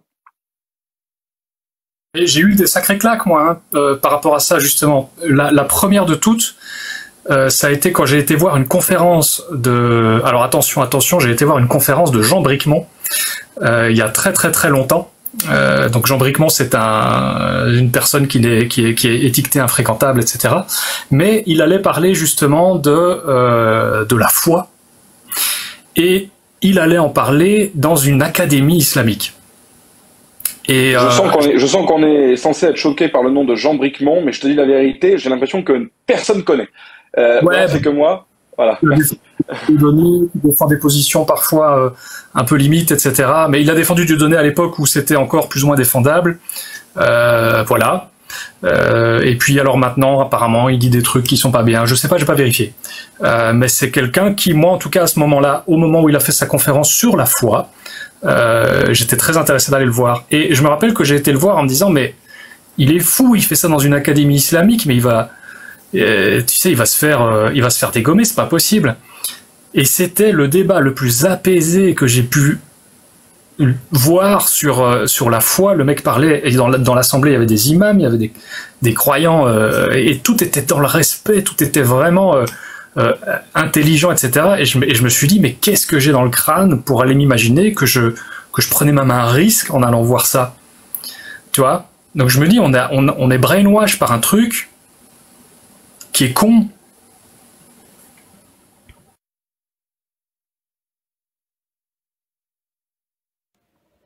Moi, je pense, Sam, des fois, en fait, j'en ai déjà parlé de ça, c'est une vague du politiquement correct. Et maintenant, les gens se soucient tellement de leur image ou de ce qu'on va penser d'eux, qu'en fait, quand on tombe dans l'autre côté, on veut tellement ne pas être ségrégationniste ou raciste que on tombe de l'autre côté. Par exemple, si je peux critiquer les chrétiens, si je peux me permettre de critiquer les chrétiens, mais les musulmans non, inconsciemment, je suis en train d'être ségrégiste envers les musulmans. Même si c'est pas une intention de faire du mal ou quoi que ce soit, mais c'est une sorte de ségrégation. Et ça, c'est à cause de cette grosse vague du politiquement correct, d'avoir peur de se faire taxer de islamophobe, peu importe. Non, mais je précise juste, c'est pas critiquer les chrétiens ou les musulmans. Critiquer le christianisme ou l'islam. Bah, si tu veux critiquer les chrétiens et les musulmans, vas-y, mais c'est pas un groupe hétérogène. Donc la seule chose dont tu vas être sûr, c'est de te tromper. Voilà. Mais la religion en elle-même, c'est des textes. Donc c'est quelque chose de tangible, de fixe. On peut les lire, on peut les critiquer. Mais oui, tu as raison sur ce point. Non, tu as raison sur ce point. C'est-à-dire, moi, quand j'ai eu ce débat avec quelques personnes qui se prétendaient communistes et de gauche et ultra-gauche et matérialistes, oui, on peut dire des trucs sur le christianisme, mais on s'interdit de dire des trucs sur l'islam. Pourquoi? Parce que tu penses que les chrétiens sont des gens matures, responsables, capables d'encaisser la critique de leur religion, et que les musulmans, non. Mais est-ce que c'est pas le summum du paternalisme et de l'essentialisme et de l'amalgame? Pour moi, je pense que si. Et changer un comportement avec tes concitoyens en fonction de leur couleur de peau, en fonction de leur ethnie ou en fonction de leur religion, je suis désolé, mais ça peut s'apparenter à du comportement raciste ou du moins d'un comportement qui a une base intolérante. Parce que le mot racisme ici n'a pas vraiment le sens premier. Je suis tout à fait d'accord et je vais vous quitter sur ces bonnes paroles malheureusement. Et je suis très content d'avoir appris tout ça ce soir. Vraiment. Je vous remercie sincèrement du fond du cœur, tous autant que vous êtes, tous et toutes. Et personnellement, voilà, je vais aller rejoindre ma petite famille maintenant. Et j'espère que je vous reverrai, c'est très chouette. J'ai été challengé positivement, une bonne équipe, des gens bien. C'est super, un très good feeling. Merci beaucoup. Merci. Tu arrives à récupérer un téléphone qui fonctionne, t'es le bienvenu. Hein. Merci, mais j'aimerais bien que tu reviennes quand tu présentes une personne très importante, Aïcha. Voilà, quand tu te présentes Aïcha. La Aïcha du livre. De Aïcha. Vraiment quand tu la présentes. Aïcha qui va faire tomber l'islam sunnite de son statut hégémonique dans plein de pays. Elle va vraiment le faire tomber, elle va le faire redescendre à un statut plus acceptable, celui de la religion. Voilà, tout simplement. Donc, c'est le point qui fait tomber le château de cartes, c'est ça? En tout cas, c'est le point que nous, on a décidé d'utiliser. Je suis sûr qu'il y a d'autres personnes ont fait d'autres choix. Peut-être que c'est elles qui ont raison. Même nous, si on utilise ce point, cette porte d'entrée, c'est qu'on a nos raisons. Je vais partir en vous donnant mon habitude par rapport aux gens qui ont des croyances religieuses. C'est toujours de leur dire, de leur poser cette question qui est, quand on la comprend simple, mais qui n'est pas facile à poser, c'est que quand j'ai affaire à un croyant, et quelqu'un qui est croyant dans une religion, je lui demande, est-ce que tu peux me convaincre que c'est ta religion la bonne? Et pour ça, mettons-nous d'accord, il faudra que tu utilises un argument que il n'y a que la bonne religion qui peut utiliser, parce qu'il y a quand même plus de 3000 divinités. D'ailleurs, on est assez similaires, hein, comme disait, je crois, Georges Carlin, on est assez similaires. Tu crois en un dieu, moi je crois pas en 3000 dieux, toi tu crois pas en 2999 dieux, bon, on est assez similaires, hein, ça rapproche à me dire des trucs comme ça, mais est-ce que tu peux me sortir un argument pour me convaincre que toi tu es dans la bonne religion, la seule vraie, et donc je reconnaîtrai cet argument parce que les fausses religions, les religions que toi et moi savons fausses, hein, nous savons que toutes les autres sont fausses, ne pourra pas utiliser cet argument. On l'utilise très souvent. Voilà, je t'assure que cet argument-là, on l'utilise très souvent. Avant que tu partes, moi, j'ai une proposition à faire. Voilà, ça te donne l'occasion d'accepter ou pas. Et c'est une proposition vraiment pour tout le monde. Hein, on verra plus tard, mais ça sera non. Ben, c'est pas grave si c'est non, c'est pas. Moi, j'aimerais vraiment faire une vidéo avec vous tous, donc surtout les sceptiques de l'espace francophone, mais une vidéo vraiment simple, hein, où j'aimerais que chacun d'entre vous se filme pour nous donner le nom d'un sophisme, nous l'expliquer, et en deuxième partie, et qui conseille un livre. Voilà, et j'aimerais, voilà, des petits passages de 2-3 minutes, par exemple de Monsieur Sam, de Thomas, de Darius, de Clément. Je vais vraiment contacter tout le monde. Voilà, juste des petites vidéos comme ça de 2-3 minutes que je vais faire, et je vais faire le montage, et je pense que ça serait vraiment intéressant pour les abonnés YouTube. Voilà, on vous salue. Ouais, j'avais la même idée, Jack. Comme par hasard. Pour un autre sujet, pour la campagne justement de la marche des apostats, j'aimerais justement une collaboration avec toute personne qui croit en la liberté de conscience et tout. Une phrase peut-être qui ressemblerait à ce que j'ai dit tout à l'heure. Quitter une croyance, quitter une religion n'est ni un crime ni une honte. Une phrase comme ça, et qu'on enregistre ça, que tout le monde puisse la dire, et que ça soit la campagne de la marche des apostats. Voilà. J'avais un peu le même genre d'idée que chacun d'entre vous fasse une vidéo de striptease, mais là c'est juste pour mon usage personnel. Je vous remercie. On va toujours faire un calendrier Pirelli des youtubeurs sceptiques, hein. C'était une idée géniale. Bref, c'est parti en Luxol. Jack, c'est une super bonne idée, moi je te rejoins parfaitement. Fais gaffe qu'on se télescope pas à choisir les mêmes. Enfin bon voilà, évidence, hein, il faut pas. C'est à moi, je m'occupe de ça justement. Voilà. Tu coordonnes. Mais les premiers arrivés, c'est les premiers servis. Donc. Bien sûr, évidemment. On a réservé mon sophisme favori alors. En tout cas, tu peux le faire dès maintenant. Ce sera avec grand plaisir pour moi. Merci beaucoup. Je m'enfuis, je vous remercie tous. Merci beaucoup. Merci. Et prenez bien soin les uns des autres. C'est ce qu'il y a de plus important. Merci, monsieur Sam.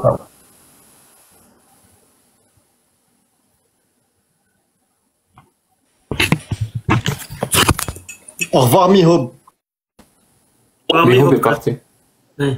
J'espère qu'il va changer la prochaine fois. Oui. En tout cas, c'était très intéressant. Je remercie Thomas et Monsieur Sam d'avoir accepté. Riham, bonsoir, madame. Bonsoir. J'avais quelques questions pour Thomas et Sam, mais ils sont plus là. Disons que Thomas c'est temps mort, et Monsieur Sam, ça sera Clément Fraise. Et tu peux poser. Allez, ça marche. Concernant la méthode, de l'empathie, par exemple dans un débat, quand on est dans un cadre purement pédagogique, d'accord, en face d'adultes, parce que c'est ce que je fais au quotidien, en fait, ça consiste en mon travail. Si je commence à parler de valeurs républicaines, de droit au blasphème et tout ce qui va avec, moi, personnellement, je vais commencer par une démarche empathique, d'accord ? Je vais essayer de me rapprocher de la personne, de poser quelques questions, et puis d'abord, je vais avancer mon sujet. Par la suite, je vais avoir deux sortes de réactions. Mais c'est pas ça la démarche empathique. C'est quoi, pour toi ? La démarche empathique consiste à se mettre à la place de l'autre et de comprendre son point de vue. Oui, Alors, je me mets à la place de l'autre. C'est pas être gentil, c'est pas être gentil avec la personne. Normalement, ça, on est gentil entre nous. Non, mais je me mets à la place de l'autre de base parce que je viens de là, de ce milieu-là, enfin de ces origines-là à la base, donc je comprends en quelque sorte comment pourrait réfléchir la personne, en premier lieu. En deuxième lieu, je ne vais pas essayer d'être dans la confrontation, si on veut, ou être frontal. Je vais d'abord commencer par poser des questions.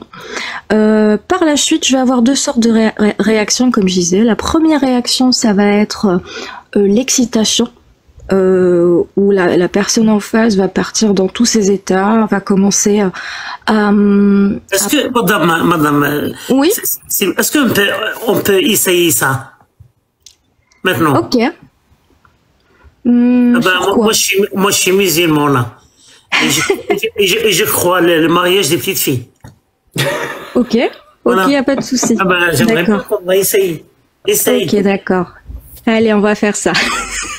Alors, donc, vous savez qu'en France, c'est illégal, monsieur. Alors déjà, normalement, je commence pas comme ça, mais normalement, les gens rentrent, s'installent, ok. C'est très... je présente le cours, les objectifs pédagogiques et l'objectif de la séance. Et puis par la suite... je leur pose la question. Donc dis-moi, donc je te dis qu'aujourd'hui en France c'est illégal, c'est une pratique illégale. Point. Qu'est-ce que tu me répondrais? Mais quel est l'âge de consentement en France? Alors entre les enfants on a déjà... L'âge sexuel de consentement en France. L'âge sexuel c'est 15 ans, entre des ados on va dire avec quelques années d'écart. Et après, à 18 ans, tu fais ce que tu veux. Est-ce que tu sais que le Queen Elizabeth, elle était mariée? Pourquoi tu parles pas des Juifs, par exemple? Parce que les Juifs, il y a Rebecca qui était mariée à 3 ans. Tu me fais penser à certaines personnes. Alors, je vais te dire pourquoi. Parce que là, on est en train de parler de la France et de la loi en France. Donc, on va se refocaliser sur ça, premièrement. Deuxièmement, tout à l'époque, tous les gens... Alors, je vais continuer, s'il vous plaît. Vous calmez. Merci. Là, je joue la prof. Merci. Donc, deuxièmement, à l'époque... oui, là, c'est quand je passe à elle est partie en cacahuète. Il y avait un côté... elle vous a calmé, mais c'était incroyable. Oui. Merci, madame. Vas-y. Qui a appris ce nouveau mot à Mehova? Parce que c'est pas bien, Mehova. Karim.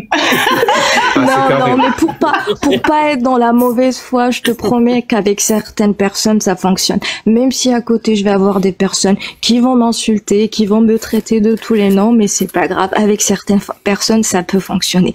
Après, je vais avoir des personnes comme vraiment ce que tu viens de faire là.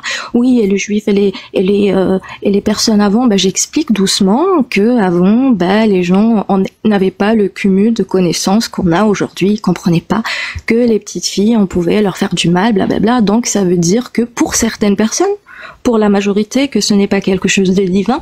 Après, vous croyez en ce que vous voulez, mais ici vous respectez les lois et c'est comme ça. Et je retourne à la ligne. Une personne qui va trop s'exciter, je vais quand même être plus frontale avec elle. Je vais pas mentir sur ça.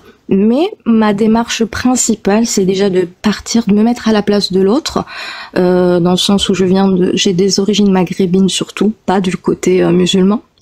Et puis par la suite, je comprends, on va dire en quelque sorte, comment elle fonctionne. Et il y a tout le côté politique qui va avec, dont ils ont parlé tout à l'heure. Donc le clivage gauche-droite en France en ce moment, pour moi c'est n'importe quoi. T'as une crise identitaire. En fait, t'as un combat identitaire contre un combat moral de bien-pensance. Pour moi, ça ne ressemble plus à grand-chose.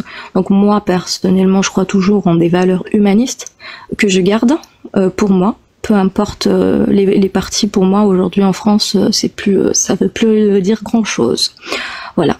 Donc il y a ce côté-là. C'est pour ça que je me mets à la place de la personne et j'essaie d'avoir de l'empathie. Et dans le milieu social, on utilise aussi beaucoup la bienveillance.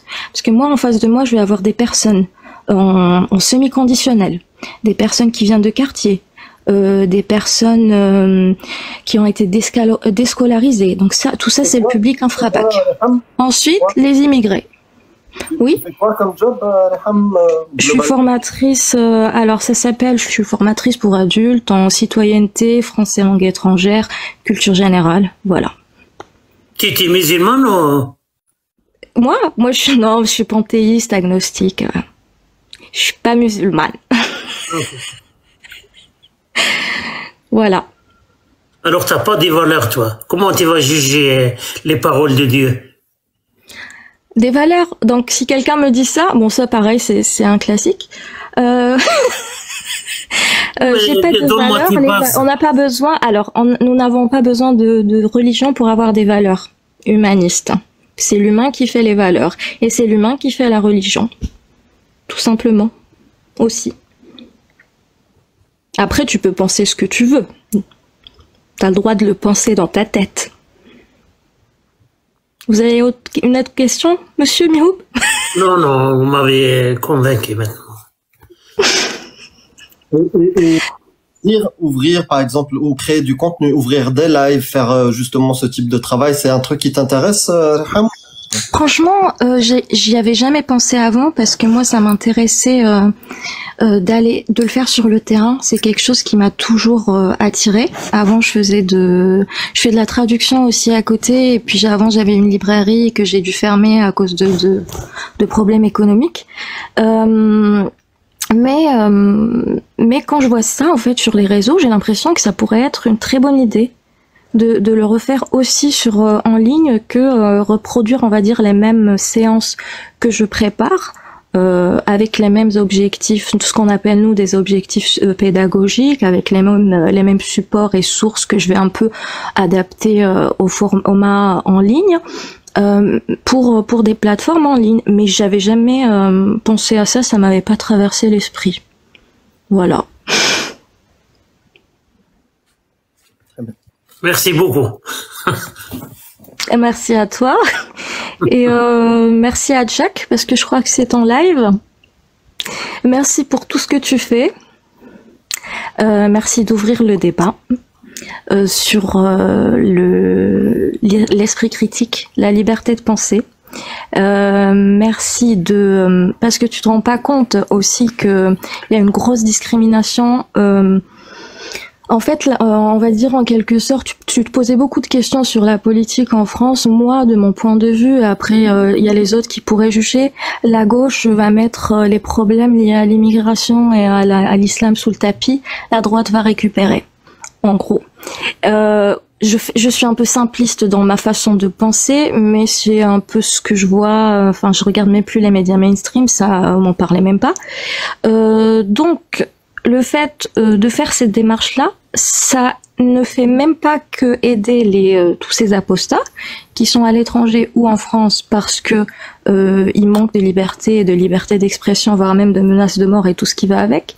Mais aussi ça permet aux personnes en France, et je pense que peut-être que dans quelques temps ça pourrait être le cas, permettre même aux musulmans de se désensibiliser comme une sorte de TCC face au droit au blasphème et que ça redevienne comme les autres religions, qu'on puisse tout critiquer et dans ce cas-là peut-être ne plus avoir cette récupération politique de ces sujets-là, se cacher sous ces sujets religieux, etc. Je ne vois pas si ce que je dis fait du sens. Je sais pas si tu me comprends. Oui, tu m'entends? Ça marche? Oui. Ok. Non, je te remercie pour les compliments. Mais je voulais juste te faire remarquer aux autres que aujourd'hui c'est un live un peu spécial. C'est vraiment un live pour le coup sur l'esprit critique et la zététique et la critique. Voilà. J'ai pas fait exprès, mais ça rime. Mais d'habitude, c'est pas du tout ce genre de live qu'on ouvre. Donc je sais pas peut-être si tu nous suis depuis avant ou pas.